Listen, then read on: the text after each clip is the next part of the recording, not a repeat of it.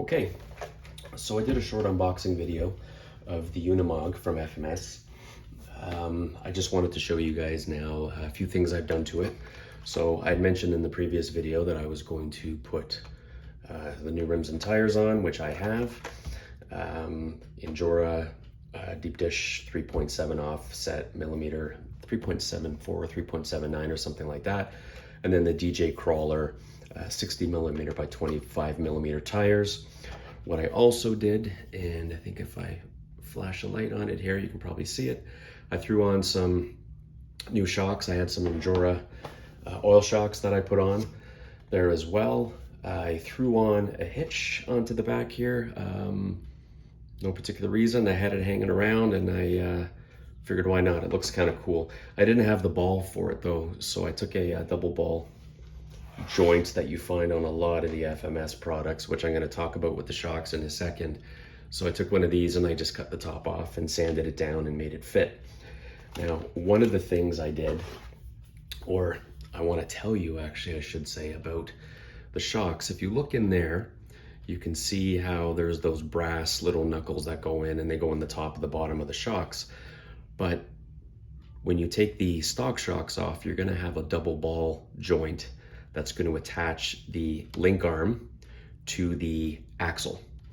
The problem is you can't use those with the aftermarket shocks. So what you have to do is pop your link off of the double ball joint, take another brass little knuckle, slip it in, it clips in pretty good, and you use the rubber washers to put it in just like you do on the shocks, and they fit no problem at all. As you can see, I also just aged it a little bit. I threw some of my rust paint on it real quick. I'm probably going to take a little more time and touch it up, or maybe I'll just leave it like that. It looks fine enough.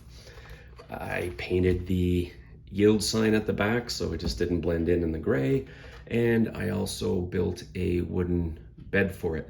This is that same balsa wood I used in here. It's just these sheets of it that you buy, and I take it and then I painted it. I scratched some lines on it with my this guy right here, and then I also take a larger one. This one is 2 millimeters. I think I take the 3 millimeter and I make some holes, and then I touch brown marker on it and rub it with my finger to kind of make it look like it's got some knots in the wood, and then I spray it with a semi-gloss and then glued it into the bed. I just think it looks a little more realistic. So that's what I've done to the truck. I'm gonna have probably a running video of this. I had it outside earlier and it runs extremely well. All the little 124 scale trucks do on this platform. There's no issues with them at all. Like it a lot.